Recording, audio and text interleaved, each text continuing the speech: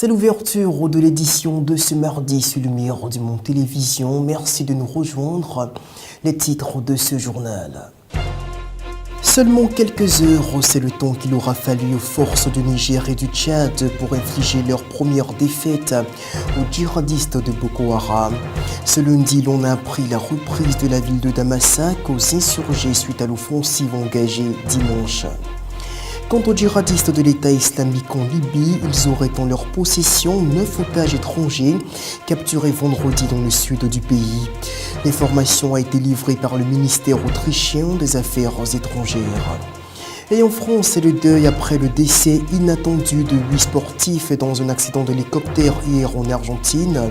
Les athlètes participaient à une émission de télé-réalité produite par la chaîne de télévision française TF1. Mesdames, Messieurs, bonsoir. Première destination dans ce journal, le nord du Nigeria, où l'offensive menée par les armées du Tchad et du Niger montre ses premiers résultats avec la prise de Damasak, jusque-là contrôlée par les islamistes de Boko Haram. Mais Ngomboa, en territoire tchadien, c'est la désolation totale, quelques semaines après le passage de Boko Haram, tout comme à quelques kilomètres plus loin, à Bagassola, où des milliers de réfugiés nigérians ont fui les atrocités du groupe djihadistes. Suivons ce reportage. Dans ce village au nord du lac Tchad, à la frontière avec le Nigeria, il ne reste plus rien.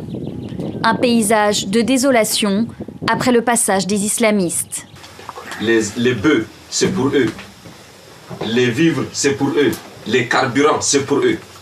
Donc maintenant, les exactions qu'ils font là, quand ils attaquent un village, c'est pour chasser la population, ramasser les vivres. Non loin de là, à Baga, près de 6000 réfugiés s'entassent dans ce camp, principalement des femmes et des enfants, souvent séparés du reste de leur famille. Face à la menace islamiste, ils sont des milliers de déplacés à s'enfuir et se cacher dans cette région frontalière. Située au nord-est du Nigeria, la zone est considérée comme le fief de Boko Haram, qui sème la terreur depuis 6 ans pour y imposer la loi islamique. Samedi, dans un enregistrement audio, leur chef, Aboubakar Sheko, a prêté allégeance à l'organisation État islamique. En réponse, le Nigeria et ses voisins se sont engagés dans une campagne sans précédent. Leurs armées multiplient les fronts depuis ce week-end contre les djihadistes. Le Niger et le Tchad viennent notamment de lancer une offensive terrestre et aérienne dans la zone. Et on revient sur l'attaque terroriste de vendredi qui a fait 6 morts à Bamako, au Mali. Pour le chef de la diplomatie française, Laurent Fabius, les auteurs de ce crime s'en prennent ici à la paix alors qu'un accord a été trouvé récemment entre le gouvernement malien et certains groupes armés à Alger. L'actualité, elle nous porte à parler du terrorisme et de ce qui s'est passé à Bamako. Vous n'aviez pas encore officiellement réagi. Est-ce que pour vous, cet attentat qui a tué 5 personnes, dont un Français, est-ce que cet attentat a visé la France ? Cet attentat, je l'interprète comme une attaque contre la paix. Vous savez que en ce moment même, il y a un texte qui a été proposé à la fois au gouvernement malien et aux groupes qu'on appelle des groupes du Nord, sous médiation algérienne, et qui permet de terminer le conflit intermalien. Et c'est précisément à ce moment-là que, même si on n'a pas encore les résultats de l'enquête, mais des terroristes ont frappé parce que mon analyse est qu'ils veulent empêcher la paix, qui est absolument indispensable. Et malheureusement, ça arrive parfois historiquement. C'est au moment même où on est à 2 doigts de la paix que ceux qui veulent empêcher la paix frappent. Et dans cet attentat, il y a eu malheureusement 5 victimes, dont un de nos compatriotes, Fabien, et de nouveau, comme je l'ai déjà fait, je dis à sa famille vraiment toutes nos condoléances et à toutes les autres victimes. J'ai eu notre ambassadeur à plusieurs reprises. Les autorités judiciaires du Mali et de la France sont sur place, font leur travail. Policières aussi. Nous avons pris des mesures de sécurité renforcées en ce qui concerne l'école, le lycée et les autres intervenants. Mais pour répondre précisément à votre question, mon interprétation, c'est que ces terroristes ont voulu attaquer la paix précisément parce que nous sommes en train de la construire. Les Maliens, quant à eux, ont des réactions diverses après l'attaque. Certains craignent en effet d'autres attaques de ce genre, alors que pour d'autres, la présence massive des éléments des forces de sécurité est un facteur dissuasif. Non, moi je n'ai pas peur. Je n'ai pas peur aujourd'hui. Je ne crains rien. Vous voyez même dans la rue, tout le monde va dans leurs occupations habituelles, comme s'il n'y a rien. On n'a plus peur. Parce qu'aujourd'hui, la ville est sécurisée. Les soldats sont dans la rue, donc nous n'avons pas peur. Mais ils ont venu détruire notre ville. Si à Bamako on ne dort plus, on se sent menacé à cause des genres de trucs comme ça. C'est inadmissible, quoi. On ne doit pas accepter ce genre de trucs ici. Donc on est sorti, on a entendu brrr, on est parti voir, on a vu des morts blancs, morts noirs. Bon. Les gens étaient frits même, on a crié partout, parti par là. Bon. On est inquiets. On a passé durant la nuit sans dormir. Parce que nous on fait, ça fait 200 mètres dans notre maison. Donc vraiment c'est un peu, c'est vraiment désolé quoi. C'est une action cripuleuse vraiment. C'est pas quoi et quoi dire même quoi. On est inquiet.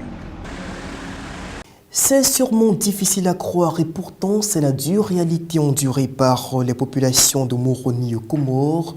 Le principal hôpital de la ville, l'hôpital Al-Marouf, est quasiment paralysé, faute de fourniture en eau et en électricité. Pour les accouchements, les sages-femmes se servent souvent de lampes. Voici quelques témoignages dans cet élément. Et ce que vous voyez, c'est que le service est désert. Et ce qui est normal, parce que mon service dépend de la maternité. Quand la maternité est fermée, il n'y a plus d'accouchement. Parce qu'ils ont peur d'intervenir, vu qu'il y a un problème de coupure d'électricité. Donc, c'est en conséquence, je suis obligé pas fermer, mais de vider presque tous les enfants qui étaient là, en attendant.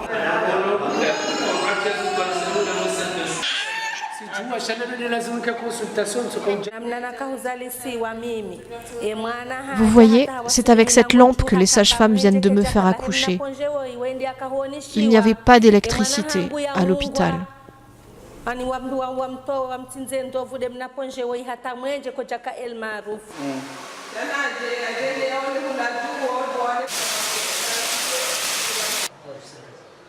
Depuis le samedi, il n'y a pas d'électricité, pas d'eau, parce que l'eau qui fonctionne à l'hôpital, c'est grâce à l'électricité. On a des châteaux d'eau et les moteurs, ce sont des moteurs à pompe qui pompent l'eau pour avoir de l'eau dans les services.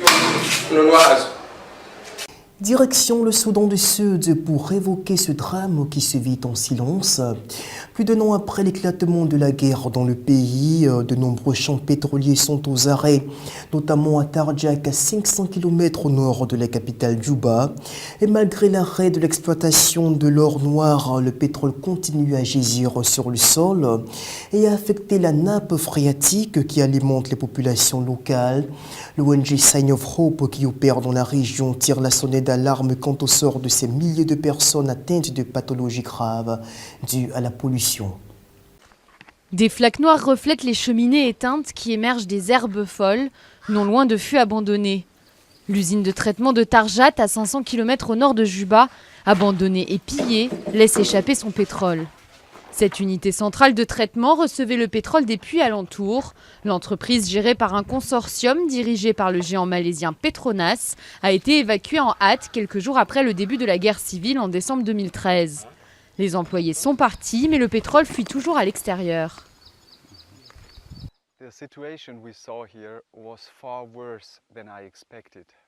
Ce que nous avons trouvé ici est pire que ce que nous imaginions.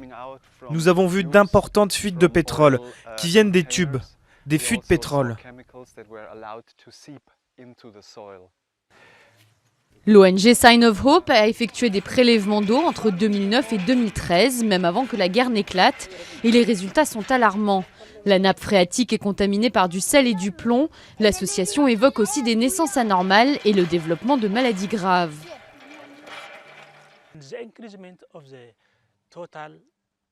Il y a une forte augmentation de sel. On a plus de produits chimiques comme du plomb, et ce plomb peut causer, comme je l'ai dit plus tôt, des malformations au cerveau ou au système nerveux. Cela peut tuer le fœtus et causer des avortements ou des anomalies. Chaque jour, Agar Koch va puiser de l'eau d'un petit affluent du Nil Blanc. Un périple de 2 heures que cette mère de famille de 8 enfants entreprend matin et soir, plutôt que de consommer l'eau du robinet de son village. Après en avoir bu, sa fille a dû partir à l'hôpital. L'eau que nous avons ici est trop salée. Et quand les enfants boivent cette eau, ils ont des diarrhées et des vomissements. Donc je préfère marcher beaucoup et récupérer de l'eau du courant. Même si c'est très loin, c'est mieux. Depuis que la guerre a débuté, le Soudan du Sud a vu l'exportation du pétrole chuter d'1 tiers. Le brut représente pourtant 98% des ressources du pays. Les habitants de la région de Tarjat, eux, se moquent du pétrole. Ce qu'ils veulent avant tout, c'est avoir accès à de l'eau potable. L'État islamique en Libye retiendrait 9 otages étrangers. C'est ce qu'a révélé hier le ministère autrichien des Affaires étrangères, qui a affirmé que la prise d'otages avait eu lieu vendredi lors d'une attaque du groupe islamiste contre le champ pétrolier d'Al-Ghani dans le sud du pays. Parmi les otages figureraient un ressortissant autrichien et un Ghanéen. Le groupe État islamique retiendrait en otage 9 expatriés, dont un Autrichien et un Tchèque capturés récemment en Libye. C'est ce qu'indique le ministère autrichien des Affaires étrangères, qui dit s'appuyer sur des informations sûres. Ils auraient été capturés vendredi dernier lors d'une attaque contre le champ pétrolier Al-Khani, où ils travaillaient. Parmi eux se trouvaient également 4 Philippins, 2 Bangladais et un Ghanéen. Ce n'est pas la première fois que l'État islamique fait parler de lui en Libye, un pays en proie au chaos qui est partagé entre 2 gouvernements. Le mois dernier, l'organisation djihadiste avait revendiqué la décapitation de 21 Coptes égyptiens kidnappés sur le sol libyen. Retour sur les négociations entre la Grèce et ses créanciers européens. Plus d'1 mois après l'arrivée au pouvoir de Syriza à Athènes, l'Eurogroupe commence à s'impatienter et accuse le gouvernement grec de traîner les pieds quant au remboursement de la dette du pays. Ce lundi, le président de l'Eurogroupe, le néerlandais Jeroen Dijsselbloem, s'est dit prêt à étudier la demande d'étalonnage de la dette soumise par Athènes, mais a insisté sur l'urgence d'un accord global sur la dette. Les précisions. Les créanciers de la Grèce s'impatientent. Le président de l'Eurogroupe, Jeroen Dijsselbloem, a prévenu qu'il était temps de plancher sur les réformes essentielles à Athènes pour obtenir le déblocage d'une nouvelle tranche de prêts dont le pays a cruellement besoin. Je suis ouvert à l'étalonnage des remboursements, dit-il. Nous l'avons déjà fait auparavant, dans certains programmes. Mais cela doit résulter dans un premier temps d'un accord sur la totalité du plan. Le versement arrivera en second. Athènes doit rembourser plus d'1,5 milliard d'euros au FMI à la fin du mois. Accusé de faire traîner les discussions, le ministre grec des Finances s'insurge. Nous n'avons pas perdu de temps, dit-il. Pas le gouvernement grec. Depuis le 24 février, ce gouvernement travaille et a commencé non seulement à gouverner, mais aussi à planifier les réformes.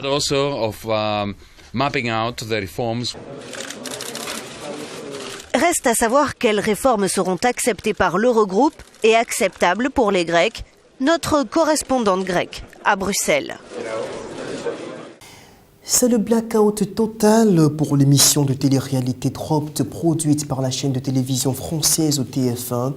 Hier, lors du tournage de l'un des numéros en Argentine, les 8 candidats de nationalité française ont tous péri dans le crash de leur hélicoptère entré en collision alors que les conditions climatiques étaient visiblement bonnes. Il faut dire que les candidats étaient tous des sportifs de renom. Les images des aéronefs en flammes. Ce sont les premières photos du drame, des débris d'hélicoptères encore fumants. Vers 17h, heure locale en Argentine, 2 appareils sont entrés en collision en plein vol alors que les conditions climatiques étaient, semble-t-il, optimales. Les enquêteurs sont rapidement arrivés sur place pour tenter de comprendre s'il s'agit d'une défaillance humaine ou mécanique. Aucun survivant. Il y avait les 2 pilotes argentins, les membres de la production française et 3 sportifs de haut niveau. Florence Artaud, 57 ans, la petite fiancée de l'Atlantique, comme elle est surnommée, restée dans les mémoires pour avoir remporté la Route du Rhum en 1990. Il y a 3 ans, elle avait failli perdre la vie lors d'une sortie au large de la Corse. Tombée à l'eau, elle n'avait dû son salut qu'à son téléphone portable étanche qui lui avait permis de joindre les secours. Camille Muffat, deuxième championne olympique de l'histoire de la natation française. C'était aux Jeux de Londres, médaillée d'or sur 400 mètres nage libre. Elle avait récolté aussi en 2012 une médaille d'argent et une médaille de bronze. À 25 ans, elle était jeune retraitée des bassins et n'avait pas encore choisi sa reconversion. Alexis Vastine, 28 ans, médaillé de bronze aux Jeux de Pékin, bien connu dans le monde de la boxe. L'Élysée a rapidement réagi. François Hollande a exprimé sa stupeur et son émotion. Ils participaient tous au nouveau programme de télé-réalité TF1 produit par ALP, la société qui réalise déjà Koh-Lanta, émission qui avait été marquée il y a 2 ans par la mort d'un candidat et le suicide du médecin de l'émission. Et en France, c'est naturellement la consternation suite à ce drame. Le Premier ministre a exprimé la douleur du gouvernement français. Pour Manuel Valls, c'est toute la France qui est touchée et attristée. Les 2 pilotes argentins et 8 de nos compatriotes. 5 étaient membres d'une équipe de télévision, de production. C'était l'excellence, parfois dans des conditions extrêmement risquées, de ce que aussi la télévision française sait accomplir. Et puis 3, vous le savez, 3 sportifs de très haut niveau qui ont émerveillé les Français, chacun et chacune dans leur discipline. Florence Artaud, c'est aussi ma génération qui a aimé la mer et les exploits de Florence Artaud. Camille Muffat, encore présente il y a peu, et qui représentait la force de la natation française. Et Alexis Vastine aussi, médaillé olympique dans un beau sport de combat. Nous pensons à toutes ces victimes, les 10, à nos 8 compatriotes bien évidemment, à ces 3 sportifs de haut niveau qui représentaient beaucoup pour beaucoup de Français. Nous pensons bien sûr à leurs familles et à leurs proches à qui nous présentons toutes nos condoléances, notre soutien. Et puis le ministère des Affaires étrangères, à travers la cellule de crise, en lien avec les autorités argentines, suit évidemment les opérations, le rapatriement des corps. Et puis nous espérons bien sûr savoir, les familles le demanderont, et c'est leur droit, savoir dans quelles conditions ce terrible accident a eu lieu. Aujourd'hui, la France est touchée, est attristée, et nous pensons à ces victimes et à leurs proches. L'Europe et les États-Unis veulent renforcer leur position commune sur la crise en Ukraine. Hier lundi, le président du Conseil européen, Donald Tusk, a été reçu par le chef de l'État américain, Barack Obama, à la Maison-Blanche. Les 2 hommes ont réaffirmé la nécessité d'adopter un langage commun face à la Russie qu'ils accusent de déstabiliser l'Est de ce pays. Barack Obama et Donald Tusk insistent sur l'unité pour imposer des sanctions à Moscou dans la crise ukrainienne. Cette crise dans l'Est de ce pays était au cœur de l'entretien hier à la Maison-Blanche entre le président américain et le président du Conseil européen. Pour le chef de la Maison-Blanche, rien ne pourra se faire sans une surveillance efficace du processus. Nous apprécions beaucoup le travail réalisé par la chancelière Merkel et le président Hollande dans les accords de Minsk, mais nous savons aussi, au vu de l'expérience de la dernière année écoulée, que sans la mise en œuvre d'une surveillance efficace, ces accords n'auront aucun sens. That unless we have strong monitoring and strong implementation, these agreements will be meaningless. Donald Tusk a lui déclaré qu'un besoin d'unité entre l'Europe et les États-Unis est le dénominateur commun dans la gestion des défis auxquels ils font face. Nos ennemis qui utilisent la propagande contre nous commettent des actes de violence et d'atteinte à la souveraineté de nos voisins. Nous devons rester unis, divisés nous chuterons. Voilà ma conviction, estime le président du Conseil européen. Une précision qui vaut aussi pour la lutte contre l'organisation État islamique. Pour l'info religieuse de ce journal, disons que pour la première fois depuis des décennies, plusieurs milliers de chrétiens portoricains se sont rassemblés samedi dernier dans le stade Hiram Bithorn dans la ville de San Juan afin de prier pour leur pays. L'événement nommé Un miracle pour Porto Rico était organisé afin de réagir à l'augmentation de la violence dans ce pays des Caraïbes. Des membres des divers mouvements d'église portoricains étaient donc réunis. La manifestation a également rassemblé plusieurs artistes et musiciens chrétiens. Pour Joseph Vargas, responsable de la congrégation pentecôtiste de Porto Rico, les troubles que connaît le pays démontrent que la nation est prête à rencontrer Dieu. C'est ici que l'on s'arrête pour l'édition de ce mardi sur Lumière du Monde Télévision. Merci de votre attention. On se retrouve demain et que la paix de Dieu soit avec vous. Au revoir.